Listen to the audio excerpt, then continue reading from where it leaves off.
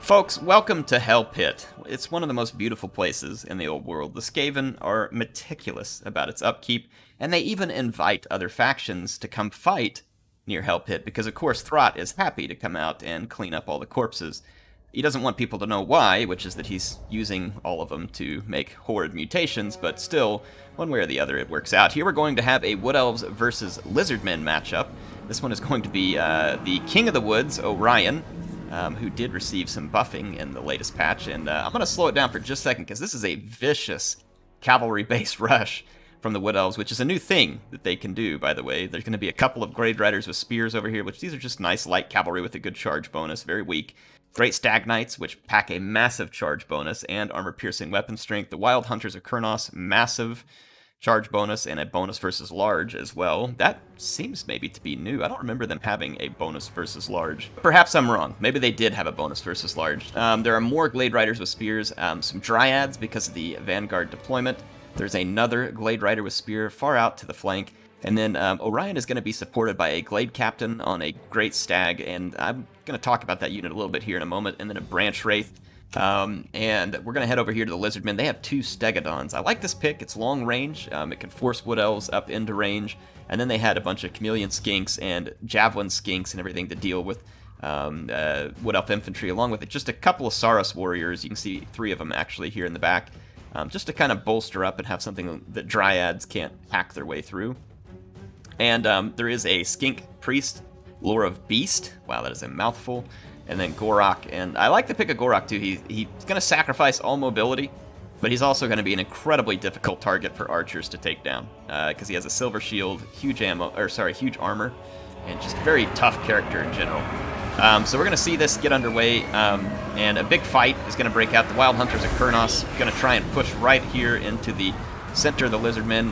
The Stegodon, though, they get tied down on it for a moment, and they're going to bring in the Wardens of Sithral. The Wardens of Sithral are Vanguard deployed. They cause armor sundering, and they're also anti-large and armor piercing. It makes them a very effective unit against armored single entities, or armored monstrous infantry, or just anything with armor, typically speaking. So yeah, they're going to be very good. You see the Spear Riders getting some of their work done early, getting rid of some of these Chameleon Skinks. That is a big deal. Again, these units will hit hard on the charge, and then they'll fall apart. But, I mean, they're cheap cavalry. That's what they do. You're going to see the Great Stag here with the Glade Captain. Don't underestimate the anti-large capabilities of this unit, whether you're the one using it or the one that it's being used against. Right now, I think there's poison that was enacted on it. Yeah, it was. So it's kind of slowing down the weapon damage. But the weapon damage isn't like through the roof, but it's good. And there's a big charge bonus, and I've used it both in multiplayer and campaign.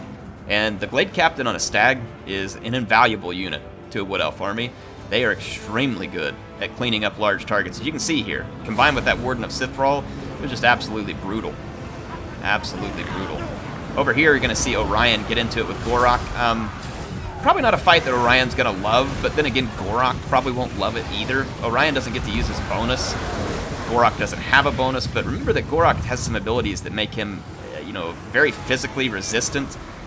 He is a tough target to take out, and he will dish it to Orion just about as well as Orion can dish it. And again, remember, Orion is also a pretty tough customer.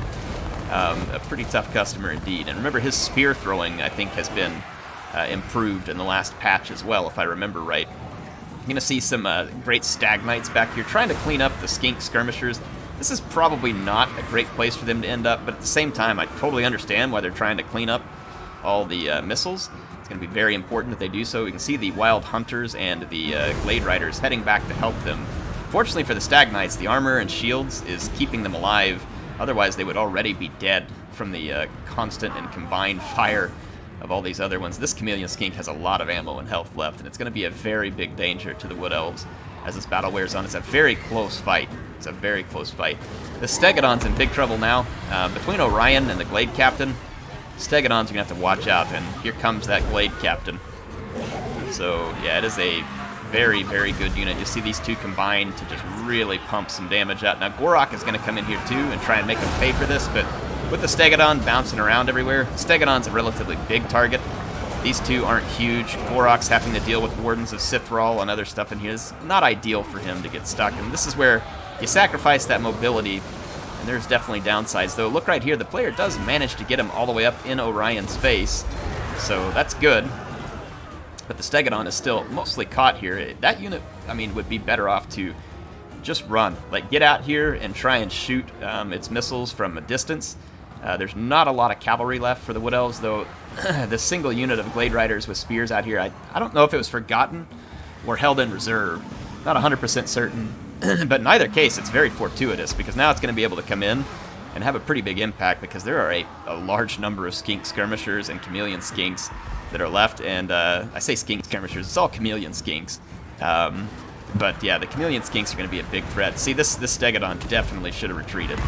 Did not want to be in that fight. It should have pulled back behind these Chameleon Skinks. The poison of the Skinks would have protected it, and then it could have used its ammunition to try and pick apart some of the remaining Wood Elf units. But I mean, it got owned sitting in that fight against Orion and the Glade Captain. But speaking of owned, Gor Rok is now the one doing the owning, and like I said, he is one tough customer, and he is an angry lizard.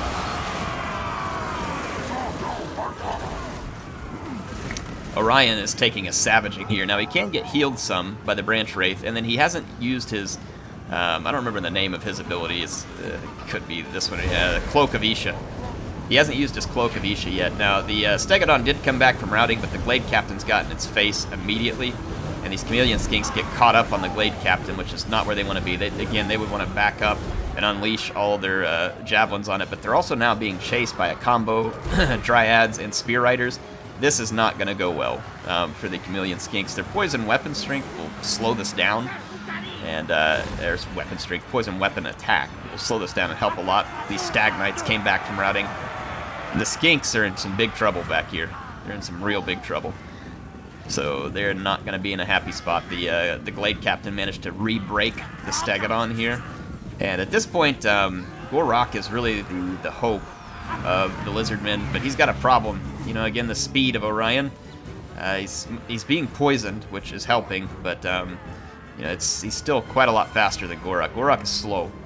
He's very slow. You are going to sacrifice mobility, but you're going to buy tankiness, essentially, when you get him. This one Chameleon Skink does manage to stay loose over here.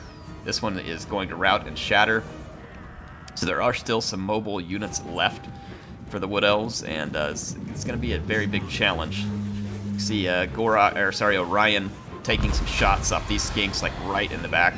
And poisoning him is going to hurt bad when he ends up in this fight with Gor Rok, because Gor Rok is already really tough. He's got stand your grounds. He's gaining a lot of melee defense. He's almost unhittable right now with the melee defense. And so, yeah, and then you got Shield of Aeons here, which is another 60 armor. So he is going to be extremely difficult to get some damage done to. Now, if Orion does land a hit, a fair bit of his damage is armor piercing, so regardless of that armor factor, it'll go through. But it'll certainly slow down the damage, because anything from Orion that's not armor piercing will be significantly impacted. Now, Orion's going to use his bombardment abilities here, try and get rid of some of this blob of Saurus warriors. And you're going to end up in a very, very tight fight here at the end, where Gor Rok is really putting it out. Look at that Rock of Itza here. 44% physical resistance, and he gets some of his vigor back, which late in the fight is a big deal. Orion did, I think, at this point, get some of the healing from his Cloak of Isha. Or no, it's going off right now. Yeah, you can see the healing from the Cloak of Isha. I forget, it's not like the Seed of Rebirth or something where it goes really quick. And it's enough. He holds in there just long enough to KO Gor Rok. You can see what Gor Rok was busy doing. He was putting an absolute slapper on both those units, and that was extremely close. Like, if he would have been able to hold out for another 10 or 15 seconds, that might have swung the other direction. And it would have been rough. It would have been very rough. There was still a Branch Wraith that had come back over here and some more Blade Riders, but this was a heck of a battle between the Lizardmen and the Wood Elves here. Really enjoyed this one. Appreciate Romulan Dog sending in both of these.